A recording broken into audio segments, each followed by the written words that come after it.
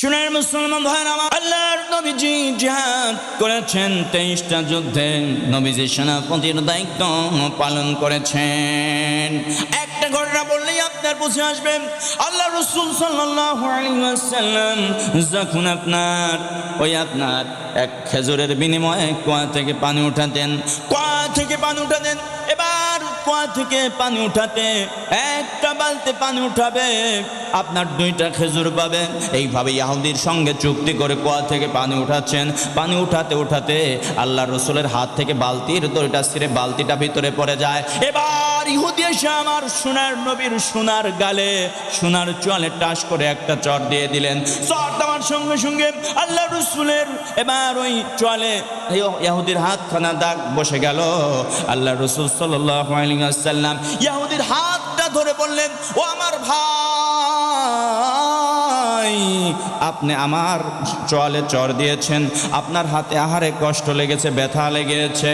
এই কথা বলার সঙ্গে সঙ্গে ইহুদি বুঝতে পারলেন, আর এটা তো দুনিয়ার কোনো সাধারণ মানুষ হতে পারে না। ইহুদি আর বিলম্ব না করে আল্লাহ রসুলকে বললেন, আমি বুঝতে পেরেছি আপনি দুনিয়ার সাধারণ মানুষ নয়, আপনি হচ্ছে রহমাতুল লিল আলামিন, রহমাতুল লিল আলামিন, আপনি আল্লাহ তাআলার পয়গম্বর। আর দেরি করো না ইয়া রাসূলুল্লাহ, ইয়া হাবিবাল্লাহ, হুজুর আমি কালেমা পড়ায় দেন, আমি কালেমা পড়ে মুসলমান হয়ে যাব। এবার কালেমা পড়াইয়া আমার আপনার নবীজি মুসলমান বানিয়ে দিলেন। ওই নবীজি কিন্তু উহুদের ময়দানে, বদরের ময়দানে সাহাবীদেরকে অর্ডার দিয়ে দিলেন, কাফেরদেরকে যেখানেই পাবে কচু কাটা করবে। এই রাসূল সাল্লাল্লাহু আলাইহি ওয়াসাল্লাম কিন্তু কথা বলেছিলেন, জিহাদের ময়দানে কোনো ছাড় দেওয়া যাবে না, জিহাদের ময়দানে কাফেরদেরকে পেলে সঙ্গে সঙ্গে কচু কাটা করতে হবে। আল্লাহ রাসূলের সাল্লাল্লাহু আলাইহি ওয়াসাল্লাম ওই ইহুদির চর দিয়েছিল, হাতটা ধরে বলেছিল, ভাই আরে আপনি ব্যথা পেয়েছেন। আর ওই একই ব্যক্তি, একই রাসূল, একই নবী আমার উহুদের ময়দানে, বদরের ময়দানে সাহাবীদেরকে বলছেন, কাফেরদেরকে যেখানেই পাবে, যেথায় পাবে কচু কাটা করবে। দুইটা ভূমিকা একই ব্যক্তির কিনা? দুইটা ভূমিকা কিন্তু একই ব্যক্তির।